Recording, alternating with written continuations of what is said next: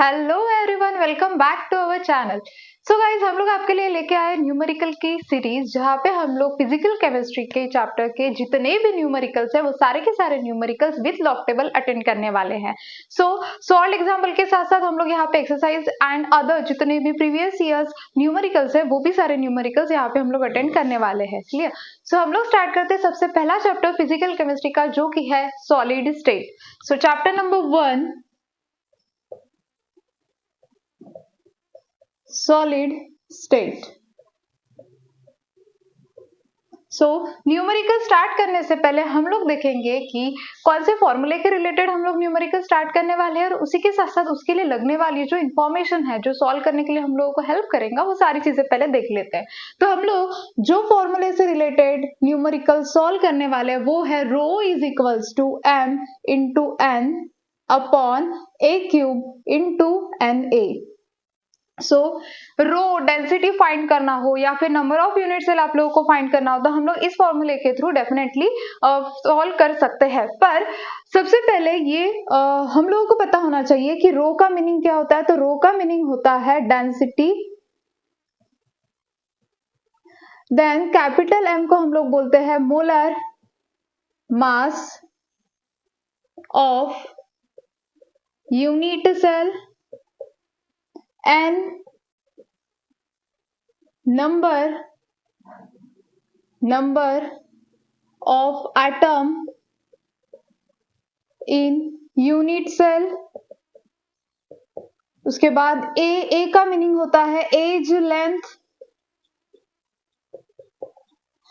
Na that is Avogadro number, और इसकी value हम लोगों को पहले से ही पता है, मोल कंसेप्ट के थ्रू हम लोग उसको डिराइव करते हैं, जो है 6.022 इंटू 10⁻23। क्लियर? सो रो का मीनिंग होता है density, m capital M stand for molar mass of unit cell, n number of atom in unit cell, a edge length and Na मतलब एवोगाड्रो नंबर, उसकी वैल्यू होती है 6.022 इंटू 10⁻23। इसके बाद हम लोगों को कौन सी चीजें पता होनी चाहिए। तो हम लोगों ने देखा है यूनिट सेल हमारे पास टोटली 4 टाइप्स के आते हैं, पर उसमें से 3 टाइप्स के हम लोग न्यूमेरिकल्स में यूज करते हैं। सबसे पहला है सिंपल क्यूबिक यूनिट सेल, दूसरा है BCC that is body centred cubic unit cell, and FCC that is face centred cubic unit cell. इन यूनिट सेल में हम लोगों को n की वैल्यू पता होना जरूरी है। So in simple cubic unit cell n की वैल्यू होती है 1, इन BCC n की वैल्यू होती है 2, इन FCC n की वैल्यू होती है 4। ये आप लोगों को न्यूमेरिकल को सॉल्व करने के लिए सबसे ज्यादा हेल्प करने वाली चीज रहेंगी। क्लियर? सिंपल में n की वैल्यू 1, ये कैसी आती है, क्या आती है, ये थ्योरेटिकल में आप देख चुके होंगे। Then BCC n is equals to 2, FCC n is equals to 4।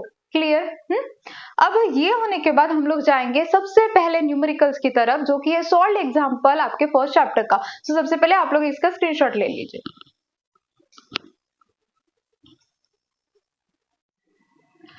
तो चलिए गाइस, देखते हैं सबसे पहला सॉल्व एग्जांपल, जो कि हम लोग फॉर्मूला वहां पे यूज करने वाले, rho is equals to m into n upon a cube into Na।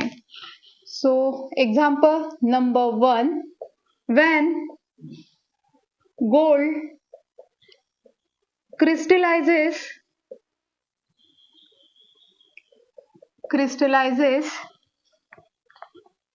it forms face centered cubic unit cell. The unit cell age length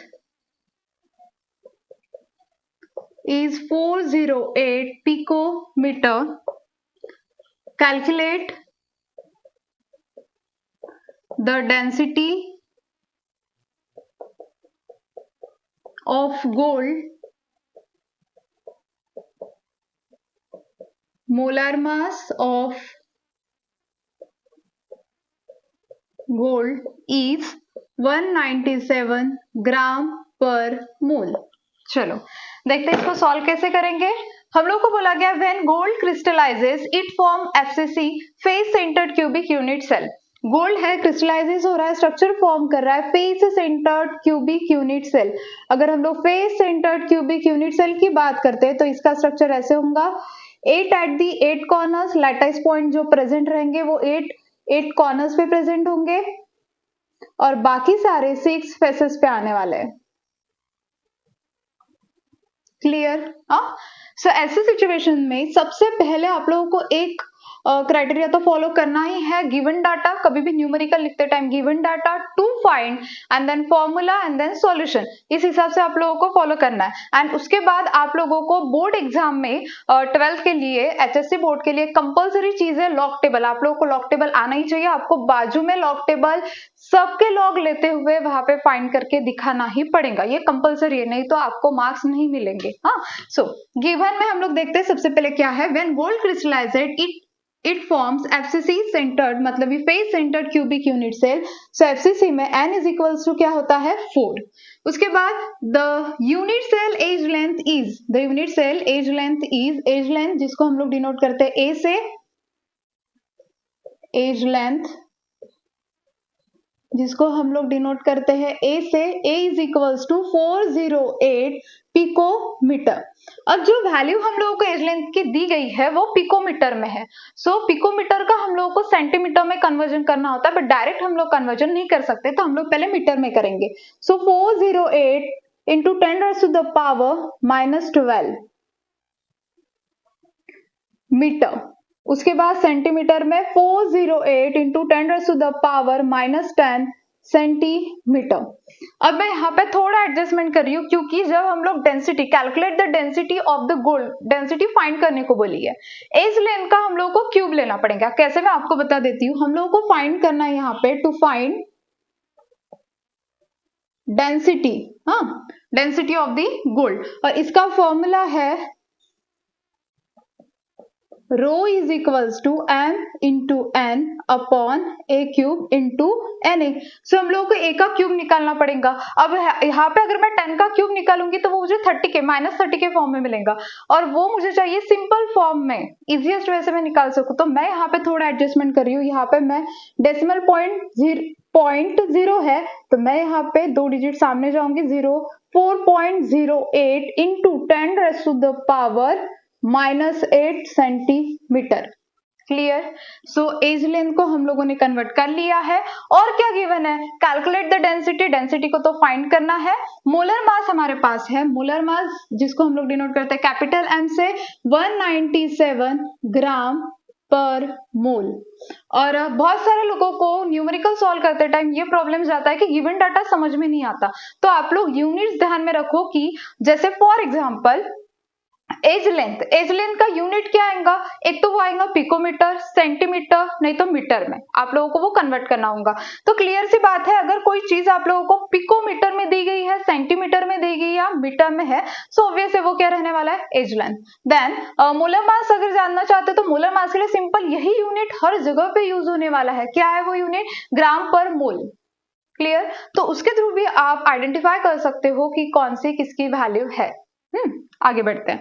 so to find, हम लोगों को तो फाइंड करना है डेंसिटी, फॉर्मूला हम लोगों ने लिख लिया। अब स्टार्ट करते हैं इसका सॉल्यूशन। सॉल्यूशन में लेते हैं rho is equals to m into n a cube into na। So m की वैल्यू है हमारे पास 197, n है हमारे पास 4 और a क्यूब की वैल्यू है 4.08 इंटू 10⁻⁻8 सेंटीमीटर। इसका निकालना है हम लोगों को क्यूब। और Na की वैल्यू है 6.022 इंटू 10⁻23। क्लियर? हाँ, अब देखेंगे इसको लॉग टेबल के हिसाब से कैसे सॉल्व किया जाएगा। तो पहले हम लोग ऊपर वाले का लॉग ले लेते हैं। हम लोगों को लॉग के कुछ बेसिक से फॉर्मूले लॉगरिथम के पता होने चाहिए। हम लोग जानते हैं कि log of a into log of b, अगर मल्टीप्लीकेशन है तो लॉगरिथम के टर्म में हम लोग दोनों का लॉग निकालते हैं, उसका एडिशन करते हैं। वही सेम प्रोसेस हम लोग यहाँ पे करेंगे। Log of 197 and log of 4, पहले कैरेक्टरिस्टिक लेना है। यहाँ पे कितने डिजिट दिखाई दे रहे हैं हम लोगों को, 3 माइनस 1 हम लोग कैरेक्टरिस्टिक लेंगे 2, यहाँ पे मिलेगा हम लोगों को कैरेक्टरिस्टिक 0। सो लॉग टेबल के हिसाब से इसको सॉल्व करते हैं। अब सबसे पहले देखा जाएगा log 19 का 7 में देखते हैं। 19 का 7 में जो है 2 9 4 5। उसके बाद यहाँ पे 4 है मतलब इसके सामने कुछ नहीं, मतलब हम लोग क्या कंसिडर करते हैं 0 0। सो यहाँ पे 4 0 0, तो 40 का 0 में है 6 0 2 1 6 0 2 1। यहाँ पे देखा जाए तो मल्टीप्लीकेशन है तो हम लोग करेंगे एडिशन करेंगे तो यहाँ पे मिलेगा 6 6 9 8 और 2। क्लियर, तो मैंने ऊपर का लॉग ले लिया। अब यहाँ पे नीचे का क्यूब जो है वो लॉगरिथम के टर्म के हिसाब से कैसे फाइंड किया जाएगा वो देखते हैं। एक सिंपल सा लॉगरिथम में फॉर्मूला है log a to the power x। क्या है log a to the power x, इसका आंसर हम लोग बोलते हैं x into log of a। वैसे ही टर्म यहाँ पे देखो कैसा 4.08 का क्यूब, मुझे इसको log के टर्म के हिसाब से सॉल्व करना है तो मैं क्या लूंगी यहाँ पे 3 into log of 4.08। क्लियर। अब हम लोग लेंगे पहले तो 4.08 का लॉग। 4.08 का लॉग देखते हैं कितना मिलेगा। कैरेक्टरिस्टिक आएगा यहाँ पे 0, हम लोग देखेंगे 40 का 8 में। सो 40 का 8 में है 6107। 6107 इसको मल्टीप्लाई करेंगे हम लोग 3 से, 2 3 3 और 0.1। इसका लेंगे हम लोग एंटी लॉग। तो पहले हम लोगों ने क्या किया, जब भी क्यूब निकालना होता है लॉग के हिसाब से, तब क्यूब निकालना होता है तो हम लोग मल्टीप्लीकेशन करते हैं, लॉग लेते हैं, लॉग को मल्टीप्लाई करते हैं 3 से, देन उसका निकालेंगे एंटी लॉग। देखते हैं 83 का 2 में कितना मिलता है हम लोगों को। 83 का 2 में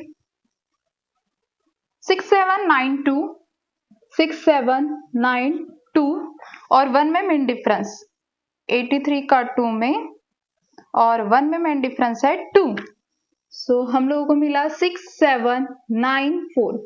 अब डेसिमल पॉइंट कैसे दिया जाएगा। सो देखो कैरेक्टरिस्टिक कितना दिया है 1। कैरेक्टरिस्टिक अगर पॉजिटिव में दिया है तो 1 + 1 कितना हो जाएगा 2। तो 2 डिजिट के बाद यहाँ पे देना डेसिमल पॉइंट। सो हम लोगों को यहाँ पे मिलेगा 197 × 4 अपॉन 67.94 into 10⁻⁻⁻8 into 3 कितना मिलेगा 24। सो -24 into 6.022 into 10⁻23। होप सो यहाँ तक के आप लोगों को समझ में आया होगा। हम लोगों ने सबसे पहले ऊपर वाले का लॉग लिया, लॉग का एडिशन कर लिया, फिर हम लोगों ने क्यूब को कैसे सॉल्व करना है वो बता दिया कि log a to the power x into log of a। सो 4.08 का क्यूब हम लोगों ने पहले लॉग लिया, उसको 3 से मल्टीप्लाई किया एंड देन देखा एंटी लॉग। अभी तक क्या आंसर आया नहीं है, हम लोगों को अब क्या करना पड़ेगा, ऊपर वाले के जैसे लॉग लेके एडिशन किया, सिमिलर वे से हम लोग 67.94 एंड 6.022 को भी लॉग लेंगे, उसको ऐड करेंगे एंड देन हम लोग सॉल्व करेंगे। चलो इसके पहले आप लोग इसका स्क्रीनशॉट ले लो।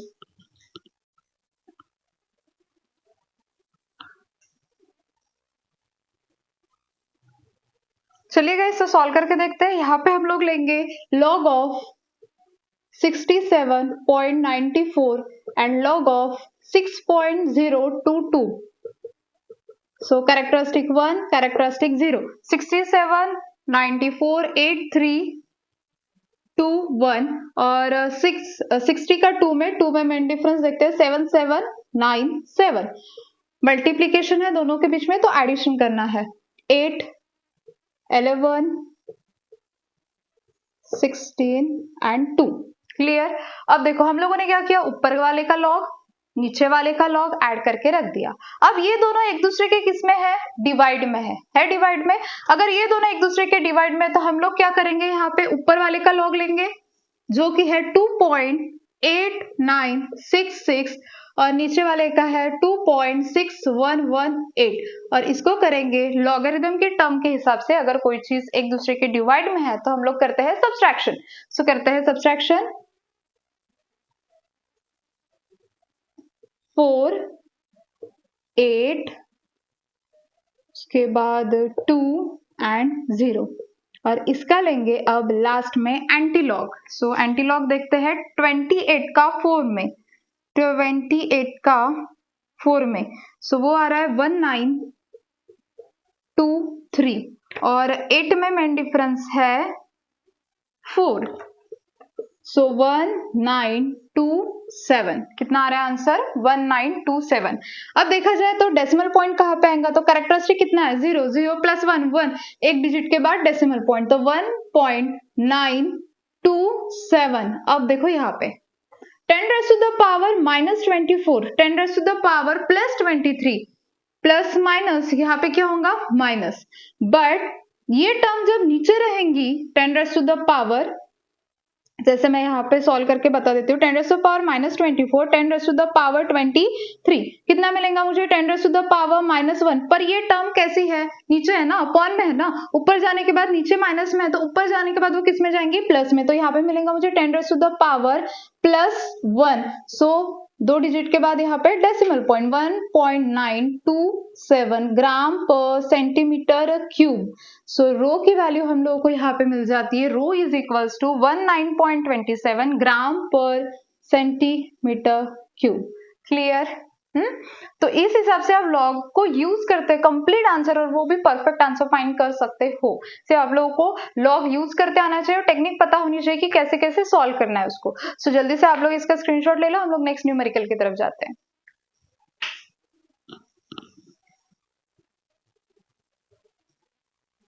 सो गाइस अभी हम लोग देखेंगे नेक्स्ट न्यूमेरिकल, जहां पे क्या दिया गया और क्या फाइंड करना है वो देखते हैं।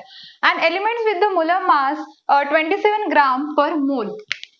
गिवन में अगर हम लोग देखते हैं तो गिवन में है दिया हुआ molar mass that is capital M is equals to 27 gram per mole.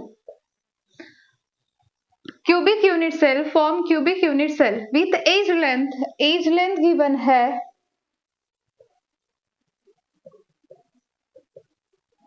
405 picometre, और हम लोगों ने इसके पहले भी डिस्कस किया, अगर एज लेंथ पिकोमीटर में होता है तो हम लोग उसको कन्वर्ट करते हैं सेंटीमीटर में, तो 405 into 10 raised to the power -12, 405 into 10 raised to the power -10, and then 4.05 into 10 raised to the power -8 centimetre. Then if density given है हम लोगों को डेंसिटी 2.7 ग्राम पर सेंटीमीटर क्यूब, और फाइंड करना है what is the nature of cubic unit cell. अब nature of cubic unit cell मतलब ये क्या फाइंड करना है n की वैल्यू। कैसे क्या पता चलेगा आपको नेचर किससे पता चलता है कि कोई भी दिया गया एलिमेंट सिंपल में है, बीसीसी में है या एफसीसी में है, ये पता कैसे चलता है, तो nature of the cubic unit cell n की वैल्यू क्या है 1 है 2 है 4 है क्या है उसके हिसाब से। सो इसलिए हम लोग यहाँ पे बोलेंगे फाइंड करना है हम लोगों को टू फाइंड n या फिर nature of the cubic unit cell that is n की वैल्यू को फाइंड करना है। फॉर्मूला वही यूज होगा rho is equals to m into n upon a cube into na। चलो तो स्टार्ट करते हैं सॉल्यूशन। हम लोगों को n की वैल्यू फाइंड करनी है, तो पहले फॉर्मूला ऐसे लिख लेते हैं कि इजीली वैल्यू पुट करने के बाद आंसर मिल जाए। So rho is equals to m into n a cube into na। n की वैल्यू को फाइंड करना है तो इसको लेकर जाते हैं इस साइड पे, तो n is equals to rho into a cube into na upon m। क्या कर लिया हम लोगों ने, अपॉन में अगर कुछ नहीं है यहाँ पे क्या है 1, इसको इस साइड पे लेके जाते हैं, ये इधर आ जाएगा, ये ऊपर चला जाएगा और ये कैपिटल N की वैल्यू नीचे आ जाएंगी। So n is equals to rho a cube into na upon m। So rho की वैल्यू है हमारे पास 2.7 इंटू a क्यूब की वैल्यू है 4.05 into 10 raised to the power -8 का क्यूब, na है 6.022 into 10 raised to the power 23, और capital M की वैल्यू है मोलर मास 27। क्लियर? तो पहले तो क्यूब निकाल लेते हैं, 2.7 इंटू 4.05 का cube into 10 raised to the power -24 into 6.022 into 10 raised to the power 23 divide by 27। अब इसको सॉल्व कर लेते हैं पावर वाले टर्म को। 2.7 इंटू 4.05 का cube, 6.022 into 10 raised to the power 24 into 10 raised to the power minus 23, 10 raised to the power minus 1 और 27 हो गया इतना। अब क्यूब ले लेते हैं। सो log of 4.05, सो कैरेक्टरिस्टिक 0। हम लोग देखेंगे 40 का 5 में,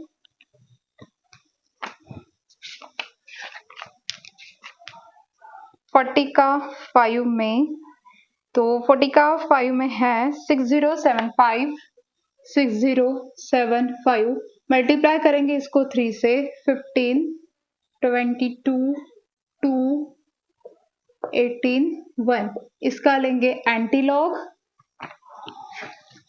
82 का 2 में, एंटीलॉग देखते हैं 82 का 2 में 6637 और 5 में मीन डिफरेंस है, 5 में मीन डिफरेंस 82 का 5 में मीन डिफरेंस 8,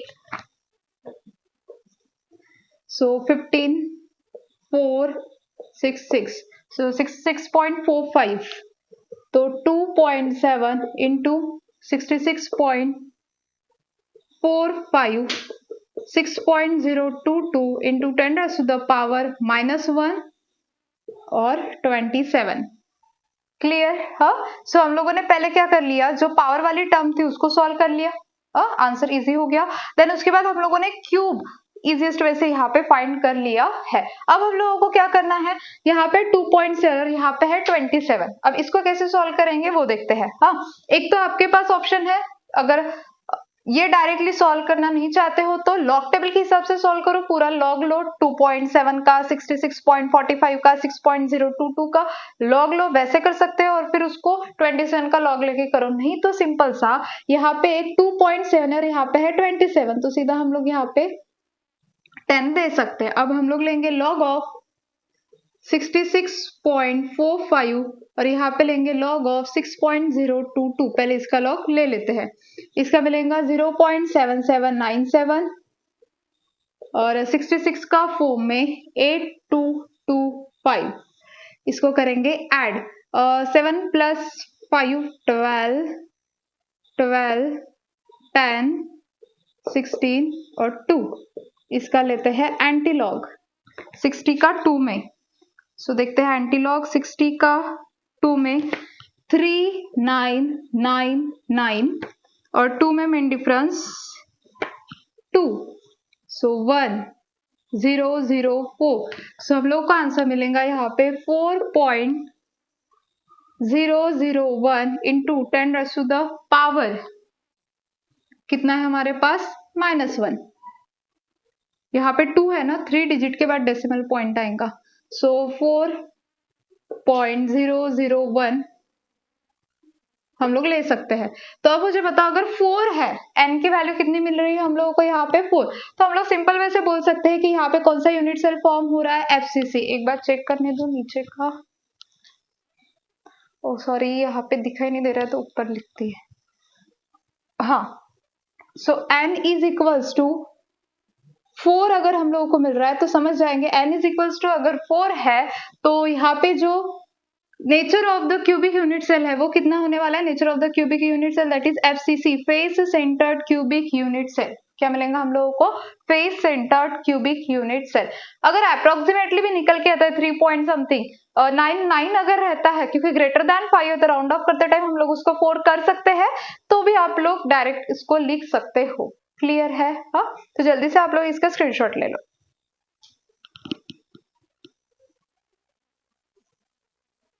सो यहाँ पे जब हम लोग ले रहे हैं ना 2.7 27 का इधर आएगा 0.1। हाँ, और इसको यहाँ पे थोड़ा मिस्टेकली मैंने 10 लिख दिया था, तो 0.1 into 10 raised to the power -1 है और यहाँ पे तो मिल रहा है हम लोगों को 400.1 इंटू, तो इसका मीनिंग क्या होगा हमारे पास, इसका मीनिंग होने वाला है n is equals to 400.1 into 1 into 10 raised to the power -1 10 raise to the power इधर मिल जाएगा -1 n into 400.1 10 raise to the power -2। So 2 digits हम लोग यहाँ पे डेसिमल पॉइंट को शिफ्ट कर देते हैं तो देखो क्या मिलेगा 10 raise to the power +2 10 raise to the power -2 तो 4.001 परफेक्ट आंसर ऐसे निकल जाएगा। क्लियर है? सो यहाँ पे थोड़ा सा मिस्टेक जिसके कारण ना यहाँ पे एक पॉइंट का जो डिफरेंस आ रहा था वो आ रहा था तो 4.001 सो n इज इक्वल्स टू 4 है तो कौन सी वैल्यू आ रही है यहाँ पे FCC की। क्लियर है? अब इसके ही जैसा सेम न्यूमेरिकल हम लोगों को 2020 के फेब के HSC बोर्ड में पूछा गया था। वो न्यूमेरिकल कौन सा है वो देख लेते हैं बस एंड देन उसके बाद हम लोग देखेंगे नेक्स्ट। चलो देखते हैं वो न्यूमेरिकल क्या था।